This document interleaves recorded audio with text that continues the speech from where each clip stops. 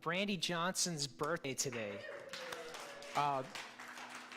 Brandy does so much for so many people, and she doesn't get enough recognition for what she does. And I know she, even right now, she's like, no, don't bless me, don't praise me. But she does so much behind the scenes. She comes in. Her and Josh do so much for this church, like everybody else, but they are so special to our church. So make sure you say happy birthday to Brandy today. Just tell her how much you mean. Well, do it again. Do it again. Tell her how much you love her. Yes, right. Yeah, Brandy.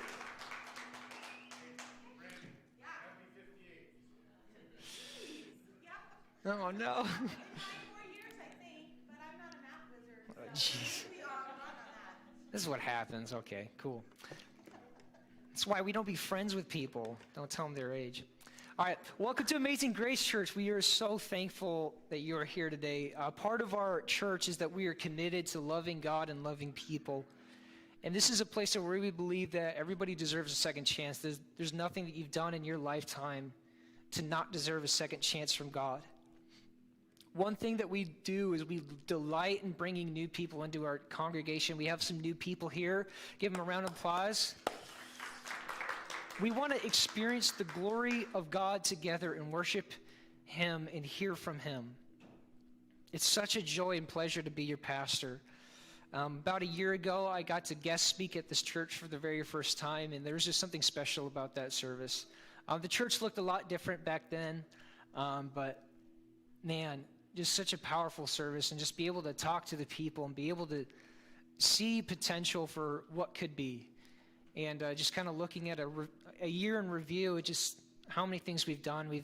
A couple weeks ago, we got to baptize 4 people in our congregation. We haven't done baptisms in forever. We got to have 4 new members come into our church. We got to welcome them in.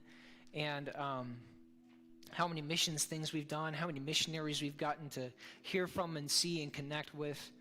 God's been moving in our church. And yes, there's been so many different things that have happened in 2020 that nobody would wish upon anybody, yet we're all dealing with together yet. The thing is God's grace remains. And His hand has been moving throughout this entire time. A few weeks ago, we got internet for the first time, and we're live streaming with a camera, and God has just been working in small ways. But what we're seeing is an impact in people's lives, and that's what we're doing. This is why we give financially to the church. This is why we volunteer our time. This is why we wake up early on Sundays. We're part of something bigger than ourselves. We want to be like Christ. Amen. To figure out how we're going to save this city and how we're going to change lives, I'm actually calling for a fast in January of 2021. We're going to be doing prayer and fasting. We got to know, we got to hear from God, and what fasting does, it takes everything else out of your life so that you can focus on what's right.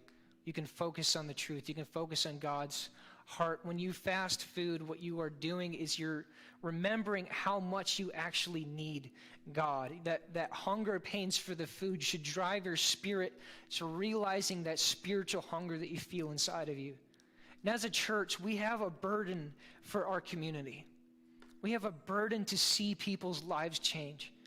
Because we've seen our lives change, and we want that same change for others. How many people do you know that are hopeless? How many people do you know that struggle with depression, anxiety? How many people struggle with not having a purpose in their life? How many people do you know just wake up every single day, go to work, come back home, buy enough stuff to make it worth going back the next day, just spending your time, being completely alone and isolated? Just feeling like you're just another cog in the machine that goes, life just becomes mundane. One of the biggest critiques of capitalism is that it brings about people that just are comfortable. They're complacent with their life.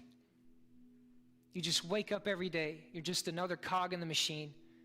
And what it does is it begins to isolate you. You begin to be specialized in your own field. And then you just kind of get isolated in your community. You get to buy so many things that you don't have to rely on people as much. This is the life that we live in. But there's something better than that, right? It's days like this when we get to come together, we get to break that. We get to be in the presence of a holy God that loves us, that has so much more for us than just to get up and work and buy and consume.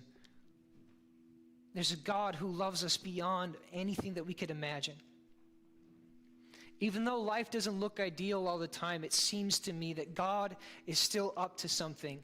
And there's something cool that happens because we all have strengths and weaknesses, but there's a plan for it. Because with your strengths and weaknesses, it guarantees one thing, that you cannot make it by yourself. God does this intentionally so that you have to buy into the team. Everybody has a function. Everybody has a purpose. We might butt heads occasionally because we have overlapping strengths, but sometimes I like to have this word picture. Why only lift with your back when you can also use your legs? Why not take full advantage of all the parts that we have? There might be frustrations in our church of, oh, this person's doing all these things. Church, we are a family together, and the only way that a family works is when we work together, when we figure out what we're good at and what we're not good at, and we allow each other to make up for our weaknesses. And we can walk into the places of strength. Our purpose is to make the weak ones stronger, to lift them up, to be a prop for other people. With that being said, I don't know when this is going to happen, but I'd like to start doing this. I'd like to start up small groups so that our church can experience community outside of Sunday morning in this church. We're asking people to open up your homes to host a group. You don't have to lead the group if you're hosting, because we have some people in our church that probably would love to host, but they don't know how to lead. And we have other people that would love to lead but don't really know how to host. So with that, I would like just a few people, if you'd like to come and be a part of it in any way, just come talk to me. I have no idea how it's going to look. But to me, what I see is that there's so much separation in our life from people that we love. And Sunday, or church, needs to be more than just a Sunday.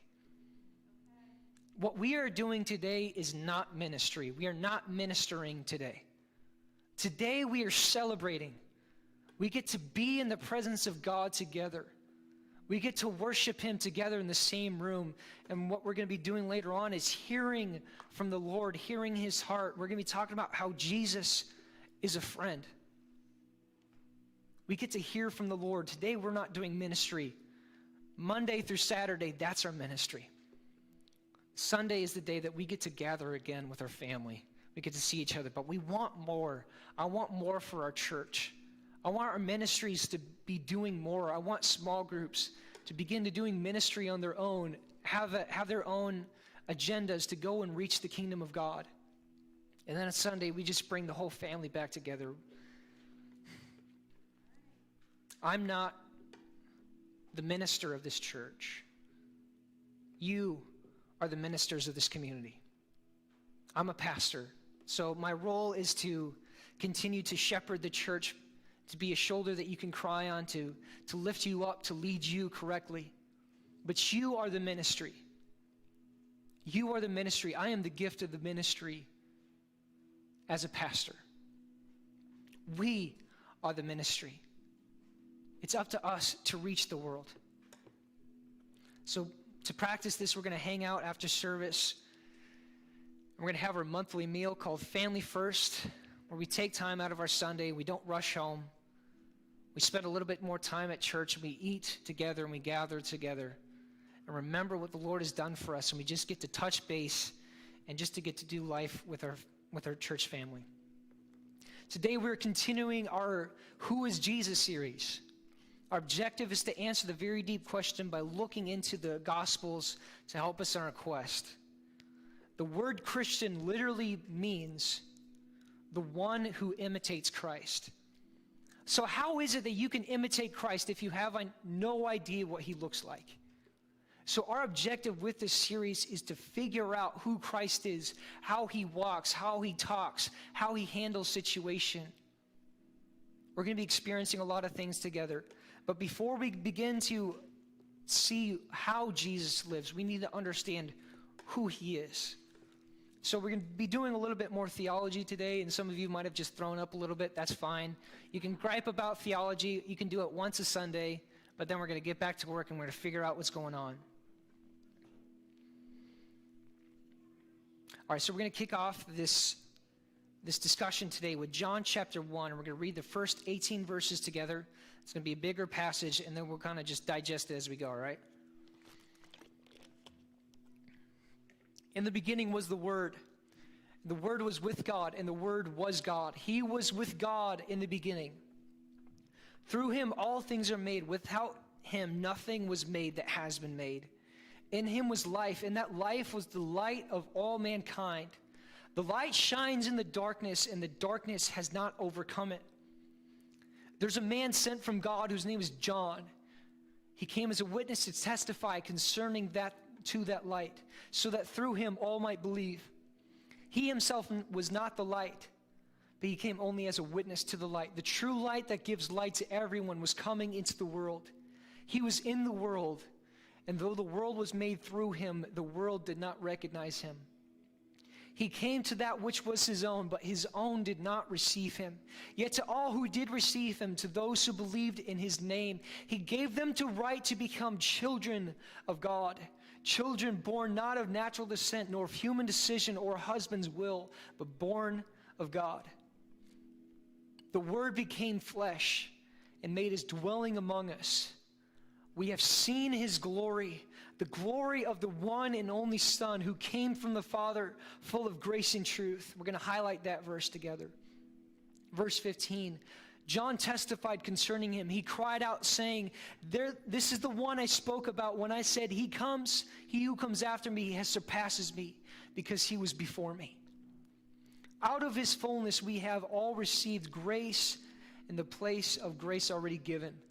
For the law was given through Moses. Grace and truth came through Jesus Christ. No one has ever seen God, but the one and only Son, who himself, God, in his closest relationship with the Father, has made him known. Again, we're going to be highlighting that verse 14. The Word became flesh and made his dwelling among us. We have seen his glory, the glory of the one and only Son, who came from the Father, full of grace and truth. Do we have any questions about this passage? Is anybody listening to it and saying like, hey, this is kind of confusing? Okay, all right, I guess you're all experts. I was confused about a few things because than a lot of other scriptures, it's using a lot of figurative language. And there's one word that keeps on popping up that we might struggle with. Actually, the word is word. In the beginning was the Word, and the Word was with God, and the Word was God. What word are we talking about? What is this word? Is it the? I mean, like, what's the word? In order to answer this question, we have to go even further back in the history than this passage. We've discussed this a few times in the past, but the ancient Greeks were known for many things, and among them was being the forefathers of modern philosophy. Some of you, again, may have just thrown up that I mentioned the word philosophy, but that's fine. Back then, there was a concept in Stoicism called the divine word, being the supernatural essence of reason, of consciousness and logic. This was called logos, which in Greek literally means word.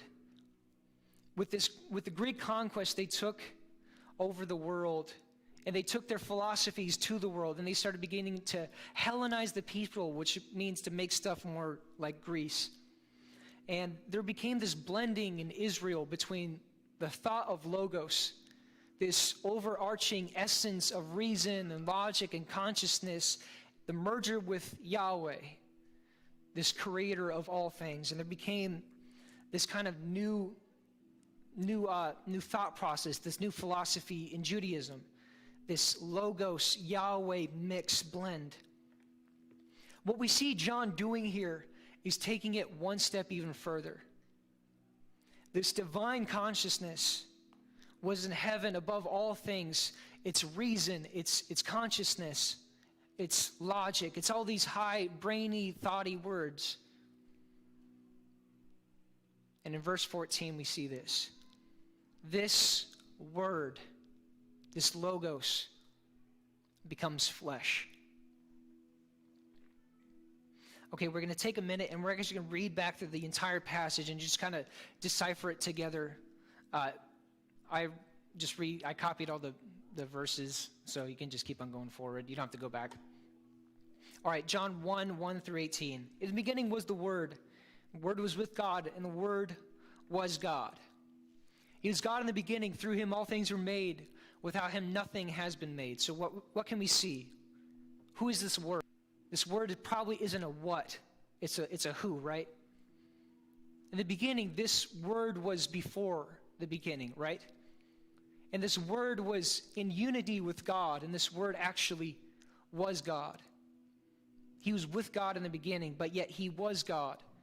And through him all things were made, and nothing outside of him was made, that has been made. In him was life, and that life was the light of all mankind. The light shines in the darkness, and the darkness has not overcome it. So what we can see is, not only is he this word that is with God, he's also the light that shines in the darkness. He's life. And it says he's life itself. And then reading on, there was a man sent from God whose name was John. He came as a witness to testify concerning to that light, so that through him all might believe. He himself was not that light. He came on to be a witness of the light. So what we see is God is sending somebody before this logos. There's somebody to prepare the way for something. We get to find that something in verse 14. But what is this light? And John answers that question. The true light that gives light to everyone was coming into the world. He was in the world, and though the world was made through him, the world did not recognize him. He came to that which was his own, but his home did not receive him. So we see this creator coming to his creation, and his creation looking back at them with a blank stare, not seeing who it is, not understanding who it is. Coming into his own, yet his own did not receive him, didn't understand him. But, okay, I just lost myself. What verse were we on? Oh, yeah. Yet to all who did receive him, to those who believed in his name, what did he do? He gave them the of God. Children not born of natural descent, not